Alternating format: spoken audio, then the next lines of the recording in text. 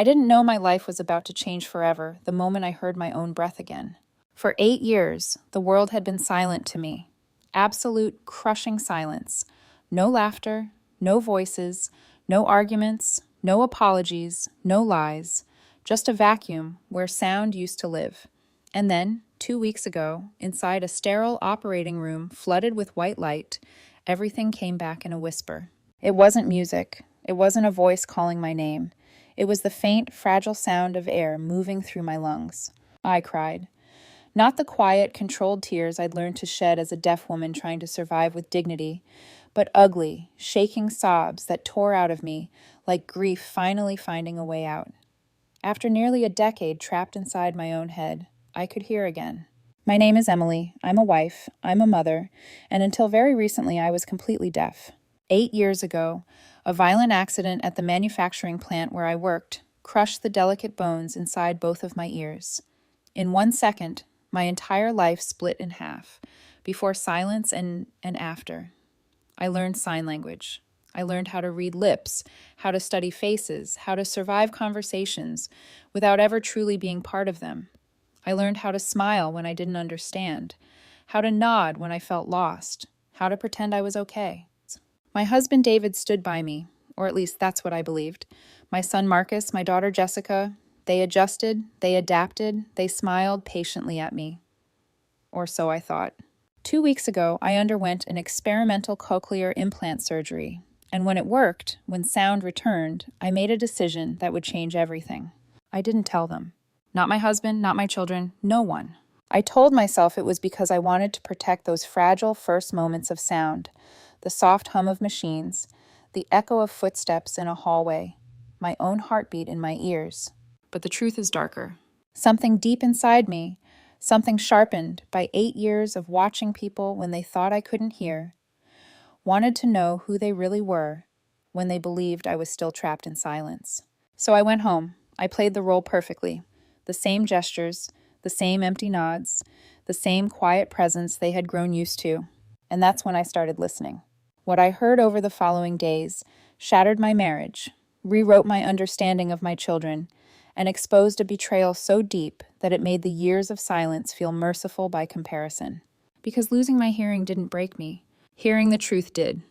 Before the silence, before the accident, before my world collapsed inward, I was a woman who believed she understood her life. I was 34 when everything changed. At the time, I had already spent more than a decade working at the manufacturing facility on the outskirts of town. It wasn't glamorous work, but it was honest, steady, and it gave me something I valued deeply: stability. I supervised logistics on the afternoon shift, long hours surrounded by the mechanical rhythm of forklifts, conveyor belts, warning alarms, and human voices layered over the constant hum of production. Sound was everywhere then. I never imagined how fragile it all was. David and I had been married for 17 years by the time of my surgery. We met young, almost recklessly so, the kind of love story people tell with nostalgia later. He was confident, charming, and effortlessly verbal, someone who filled rooms with his voice. I was quieter but observant, steady where he was expressive. We balanced each other, or at least that's what I believed for a long time. When Marcus was born, followed 3 years later by Jessica, our lives settled into a familiar pattern. Work, school runs, weekend errands, family dinners that felt loud and chaotic in the way only young families can be. I was never the dramatic center of the household, but I was present. I listened. I remembered details. I held things together quietly. The accident didn't just take my hearing. It stripped away the version of myself I had always relied on. One moment, I was overseeing a rushed shift. The next, a massive industrial forklift veered out of control. Metal screamed against metal. I remember pressure. Violent, crushing pressure. And then nothing. No warning alarm, no shouts, no pain I could hear myself scream through. Just sudden, suffocating silence. Doctors told me later that the bones in both ears had been destroyed beyond repair. From that day forward, I lived in a world without sound. Learning sign language at my age was humiliating at first. My hands felt clumsy, my confidence evaporated. Speech therapy sessions were exhausting. Hours of staring at mouths, memorizing shapes, guessing intent. I became hyper-aware of facial expressions, micro-movements, eye contact. Silence turned me into an observer, not a participant. At home, everyone said they were adjusting for me. David spoke slowly, exaggerated his lip movements. The kids learned basic signs. Family dinners became quieter, more structured. People waited for me to finish reading before responding. On the surface, it looked like patience, like love. But something subtle changed. David stopped confiding in me the way he used to. Conversations became functional. Logistics, appointments, who was picking up Jessica, what time Marcus needed to be somewhere. Intimacy faded quietly, without a single dramatic argument to mark its death. At night, he'd talk while lying beside me, words moving across his lips that I couldn't fully catch in the dim light.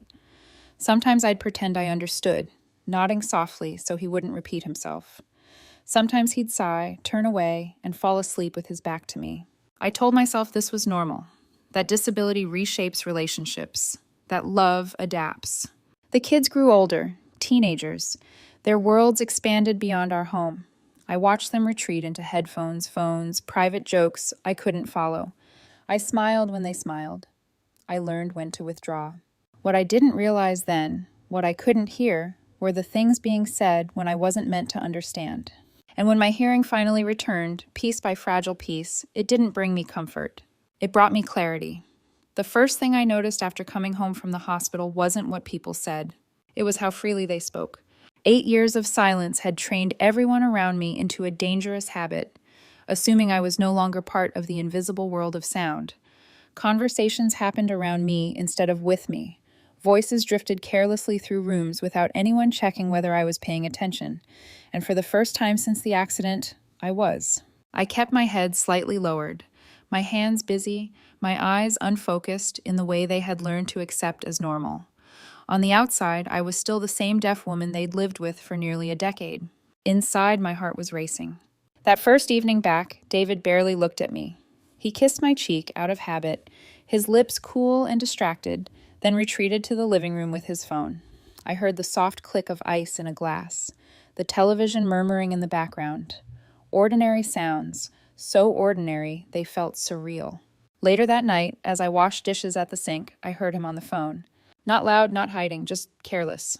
"Yeah," he said quietly, his voice lower than he ever used with me now. "It's fine, same as always." A pause. I know, it's just exhausting." My fingers tightened around the plate in my hands. Exhausting. He never said that to my face. Over the next few days, small moments began stacking up, each one insignificant on its own, but together forming something heavy and unmistakable. Marcus laughed differently when he thought I wasn't paying attention. A sharp, dismissive sound that cut instead of warmed. Jessica sighed. When I entered a room, not rudely, just automatically, like someone adjusting to an inconvenience they'd learned to tolerate. One afternoon, I passed by Marcus's bedroom door and heard him gaming with friends online. "She's right there," a voice said through his headset. "So," Marcus replied, "it's not like she can hear anything." The word she landed like a slap. Not my mom, not Emily, just she. David's family came over that weekend. His sister, his parents. I sat at the table smiling, nodding, hands folded neatly in my lap. I listened as his mother leaned toward him and whispered, not quietly enough, "You're very patient, David. Not every man could live like this." Live like this. As if I were a condition, a sentence, a sacrifice. No one noticed my breath hitch.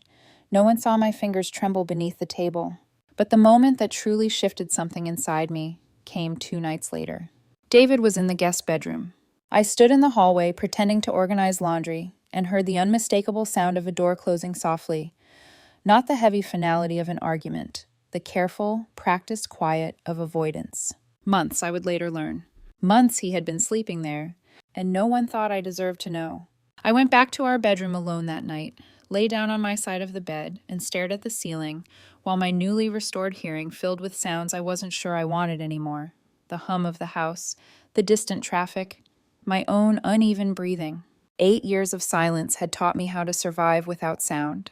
But hearing again was teaching me something far more painful. I had never truly been part of their world. And the worst part, They didn't even realize how much they had already left me behind. The night everything broke wasn't loud. It wasn't dramatic.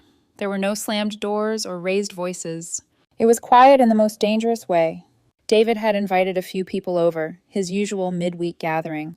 Wine, laughter, familiar faces. The kind of night I had stopped participating in years ago without anyone formally asking me to leave. I stayed near the kitchen, exactly where they expected me to be. Useful, silent, invisible.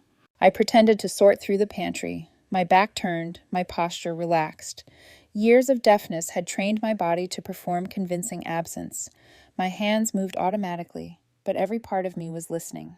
One of the women laughed softly. "She really is incredible, Sarah." My stomach tightened. "Sarah." David's voice didn't answer. Someone else did. "Honestly, she's a saint. Staying married through all of this, I don't think I could."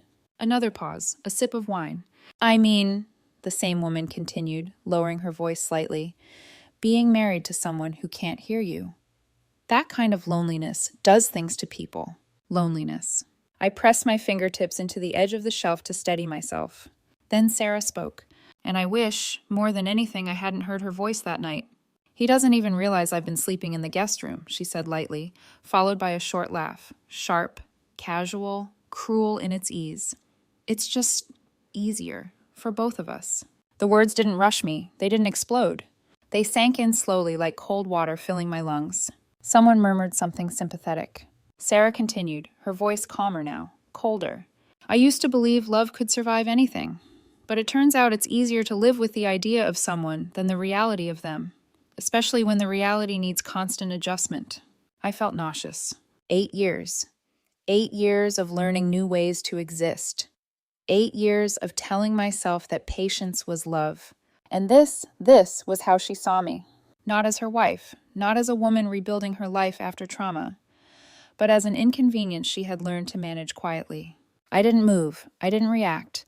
My face stayed neutral because they were used to that, used to my stillness, used to my silence. When the laughter drifted away and the night ended, I went to bed alone. I lay awake listening to the house settle, every creak and hum suddenly too clear, too present. That was when I understood something with terrifying certainty. This wasn't a misunderstanding. This wasn't stress. This was truth, spoken freely because they believed I would never hear it.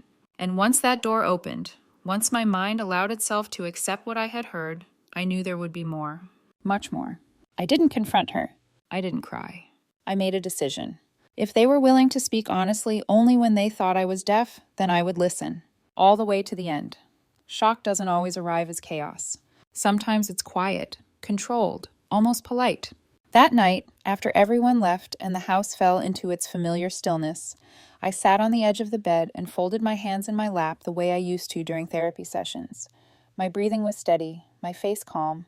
Anyone watching me would have thought I was fine. Inside, I was unraveling thread by thread. I replayed Sarah's words over and over, not because I wanted to hurt myself, but because I needed to understand them fully. The tone, the ease, the absence of hesitation. Those weren't words spoken in a moment of weakness. They were practiced, settled, chosen. I asked myself the questions women like me always ask first. Did I fail her? Did I disappear without realizing it? Did my silence make me unlovable? I thought about the nights I pretended to understand conversations, just to avoid exhausting explanations. The mornings I smiled through frustration. The way I withdrew when communication felt like work instead of connection. I took responsibility for my part, not because she deserved that grace, but because I needed to know whether this pain was something I had created. But responsibility is not the same as blame. And the more I listened over the following days, the clearer that distinction became. I didn't rush to confront her. I didn't even let my face change. I moved through the house exactly as before, reading lips when spoken to, nodding, gesturing, staying quiet. But now every sound sharpened my awareness. I heard Marcus late one night, laughing with a friend online. "She's like furniture," he said casually. "Just there. You don't notice it until it's in the way." I closed my eyes. Jessica's voice came next, softer but no less cutting, during a phone call in her room. "It's weird. She's home, but it feels like she's not really here." I wanted to scream. I wanted to tell them I was listening. I wanted to shatter the illusion they had built so comfortably around my silence. Instead, I wrote, I bought a notebook and began documenting everything: dates, times, words, tone, context. Not for revenge, at least not yet, but for clarity, for grounding. Because when reality starts cracking, you need something solid to hold on to.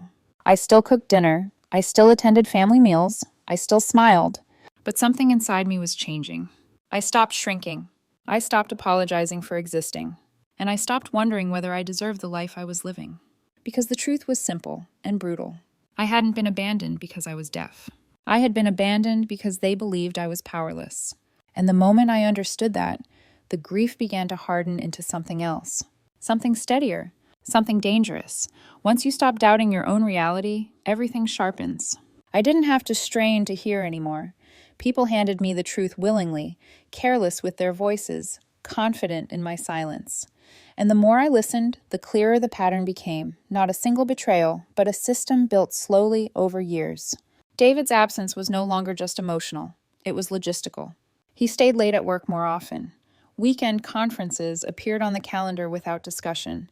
When he spoke to me, it was with the tone you use for someone fragile, overly gentle, overly brief. He stopped asking for my opinion, stopped waiting for my response. One evening, I heard him on the phone in the garage. I told her I'd be out of town, he said quietly. A pause, then a low laugh. She never notices anymore. I leaned against the wall, my knees weak. Never notices. That night, Sarah came home late. Her heels clicked sharply against the tile, a sound that felt intimate in its clarity. She moved through the house with confidence, not the cautious steps of someone sneaking, but the ease of someone who believed she was untouchable. I heard her shower. I heard her humming. She never checked on me. The following week, things escalated beyond words. A letter arrived from the bank, addressed to me. At first, I assumed it was another routine statement, but the language felt wrong, formal, cold. I waited until the house was empty before opening it, my hands trembling despite my attempt at calm. It was a loan notice. A loan I had never approved. I spent hours cross-checking accounts, statements, transaction histories. Patterns emerged quickly once I knew where to look. Withdrawals I didn't remember. Credit lines opened without my signature. Transfers disguised as household expenses. The numbers made my chest tighten. I wasn't just being emotionally erased. I was being financially dismantled. I contacted an attorney quietly, a woman recommended by a friend from physical therapy, someone who specialized in cases involving fraud and marital misconduct. During our first meeting, I didn't cry. I laid out facts, dates, documents, recordings I had begun collecting once I realized the depth of what was happening. Her expression changed as she read. "This isn't negligence," she said carefully. "This is intentional." And then came the call. Late evening, Sarah's voice in the kitchen, low and intimate, not the voice she used with me. "I don't feel guilty," she said softly. "Not anymore." There was a name. Ryan. A colleague, a man who listened, a man who made her feel seen. I pressed my palm against the counter to keep from collapsing. She spoke freely, about hotels, weekends away, how easy it was to lie to someone who couldn't hear the door close behind her. That was the moment something inside me went cold. Not numb. Focused. I stopped thinking about confrontation and started thinking about consequence. I gathered evidence meticulously. Audio recordings, financial audits, proof that couldn't be dismissed as emotion or misunderstanding. I revised my estate documents, secured my accounts, protected my children's future, what was left of it. They thought I was still deaf. They thought I was still passive. They had no idea I was preparing an ending. And when I was ready, I decided the truth wouldn't be whispered. It would be heard by everyone. There's a point in every story where strength feels like pretending.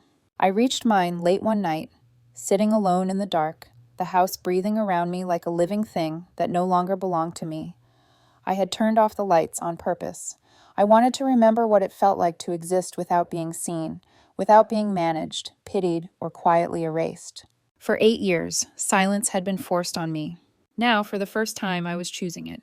The weight of everything I'd heard finally collapsed into me at once, not in anger, not in clarity, but in grief so deep it felt physical.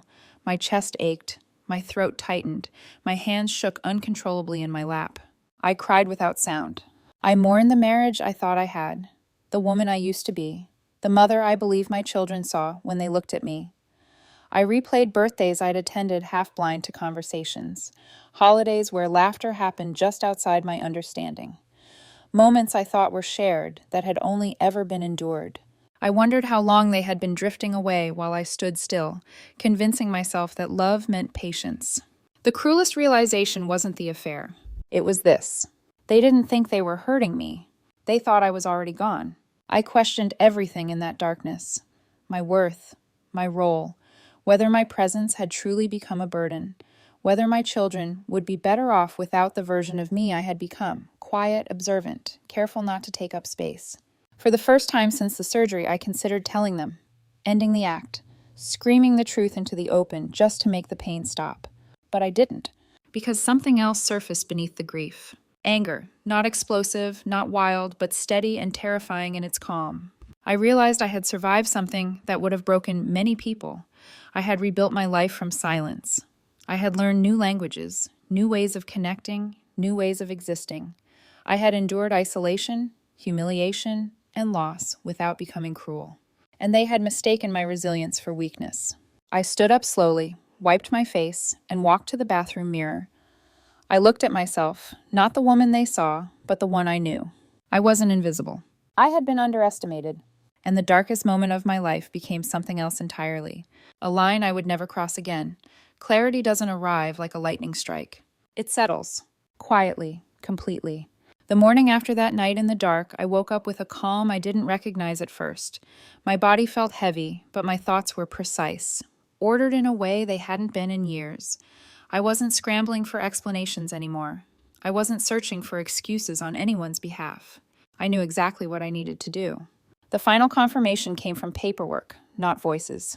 My attorney sat across from me, her pen tapping lightly against a neatly stacked file. She had finished the forensic audit overnight. Every transaction, every unauthorized loan, every transfer masked as household spending was now laid out in black and white. $85,000. Money taken slowly enough to avoid detection. College savings emptied. Credit opened in my name. A pattern so deliberate it left no room for interpretation. "This isn't just betrayal," she said carefully. "It's fraud." I felt something lift off my chest. Not relief, not satisfaction, but certainty. I wasn't imagining this. I wasn't overreacting. I wasn't confused. For years, I had been treated as someone incapable of fully understanding the world around me. Now the truth stood undeniable, documented, and powerful. That afternoon, I overheard Sarah on the phone again. Ryan's name floated easily from her lips, followed by laughter that made my stomach twist. But this time, it didn't break me. I listened as she spoke about plans, about how easy everything had become. "She doesn't hear a thing," she said casually. I almost smiled. Because that assumption, their greatest comfort, had become my greatest advantage. That night, I began planning the dinner. Not as revenge, not as spectacle. As resolution. I sent out invitations printed on thick, elegant paper, formal, warm, unassuming. Family. A celebration, I said. Something important. No one questioned it. Why would they? They had grown used to me, not asserting myself. I even invited Ryan under the title Sarah herself had given him so many times before, a valued colleague and mentor. While they went about their lives, I prepared quietly. I secured documents, finalized filings, ensured every recording was time-stamped, every financial trail verified, divorce papers were already drafted, custody arrangements outlined. I wasn't angry anymore. I was ready. Because the moment you stop begging to be seen is the moment you reclaim your power. And soon they were all going to hear me. For the first time. The night of the dinner arrived wrapped in soft lighting and forced smiles. The table was set with a care I hadn't shown in years. Polished silverware, crystal glasses, plates that only came out on holidays or anniversaries, the kind of objects that suggested importance, even before a single word was spoken. I wanted the room to feel ceremonial, final. David noticed immediately. "You didn't have to do all this," he said, his voice cautious, unsure whether to sound grateful or suspicious. I smiled at him and nodded, the same way I always did. Guests arrived one by one, family members first, then friends, and finally, Ryan, standing awkwardly in the doorway, eyes scanning the room like someone who already sensed he'd made a mistake but didn't yet know why. David looked confused when he saw him. Ryan? He asked, brows knitting together. I lifted my glass gently. David invited him, I signed calmly, letting my lips shape the words slowly, deliberately. Ryan relaxed. David did not. We sat, plates were filled, forks clinked. Small talk drifted across the table, fragile and rehearsed. I waited until everyone had taken their first bite, until no one could leave without making a scene. Then I stood. The chair scraped softly against the floor. Every sound felt amplified to me now, like the world itself was leaning in. Thank you all for coming, I said. They froze. Not because of what I said, but because of how I said it. My voice was steady, clear, undeniably hearing. David's face drained of color. Ryan's eyes widened. Silence fell so hard it felt physical. I should explain, I continued evenly. 2 weeks ago, I underwent surgery. My hearing was restored, and since then, I've been listening. David stood abruptly, his chair tipping backward. You can hear? He stammered. I nodded. Yes, I can. I reached into my pocket and placed my phone gently on the table. For years, you all believed I was incapable of understanding what was said when I wasn't meant to hear. You were wrong. I pressed play. The room filled with David's voice, intimate, careless, talking about how easy it was to lie to me. Then Ryan's voice. Then recordings of conversations that no longer belonged in the dark. Jessica covered her mouth, tears spilling instantly. Marcus stared at the table, his jaw clenched so tightly I thought it might crack. David sank back into his chair, shaking. I didn't raise my voice. I didn't accuse. I explained. I laid out the financial audit, the stolen money, the loans, the emptied college fund, page by page, fact by fact. I've already filed for divorce, I said quietly. You'll be served tomorrow. I turned to Ryan. And your employer will receive copies of these recordings. You conducted an affair during work hours using company resources. They deserve to know. He stood, pale, muttering something incoherent before leaving without another word. David tried to speak. I didn't let him. I'm done being managed, I said. I'm done being tolerated. I'm done being silent. Then I walked out of the room. Behind me, everything collapsed. In the weeks that followed, the consequences arrived exactly as truth always does. Slowly, then all at once. David tried denial, then blame, then apology. None of it mattered. The evidence spoke for itself. The divorce moved forward swiftly. His credibility dissolved under legal scrutiny. Friends stopped calling. Family stopped defending him. The children struggled, but they came back to me. Marcus apologized first, quietly, without excuses. Jessica followed, learning sign language on her own, even after my hearing returned, because she wanted to meet me where I was, not where it was convenient. I didn't celebrate the fallout. I simply stood still while it happened, because for the first time in years, the truth was no longer something I carried alone. Silence used to feel like a prison. For 8 years, it pressed against me from every direction, thick, heavy, inescapable. It isolated me from conversations, from laughter, from the illusion of belonging I had once taken for granted. I thought silence was my enemy. I thought sound was what I had lost. I was wrong. After everything ended, after the divorce papers were signed, after the house felt empty in a different way, after the lies were finally stripped down to their bones, I discovered something unexpected. Silence had never been the problem. Powerlessness was. Now, when I choose silence, it feels different. It's no longer imposed. It's intentional, peaceful, a place I can step into when the world feels too loud, too demanding, too dishonest. David moved out. His apologies came late and hollow, shaped more by consequences than understanding. I didn't hate him. I didn't forgive him either. I simply stopped carrying him. Marcus and Jessica changed, slowly, awkwardly, sincerely. Marcus began spending time with me again. Not out of guilt, but curiosity.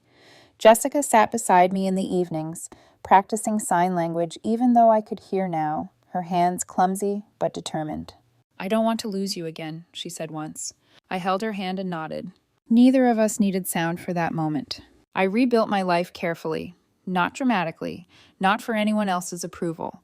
I volunteered with people adjusting to hearing loss, helping them navigate the fear and frustration I knew so well. I rediscovered music, not as noise, but as texture, rhythm, memory. Most importantly, I learned to listen to myself, to the voice inside me that had always known when something was wrong, The voice I had silenced in the name of patience, compromise, love. Here's what I know now, and what I want you to hear clearly. Love does not require you to disappear. Strength does not require silence.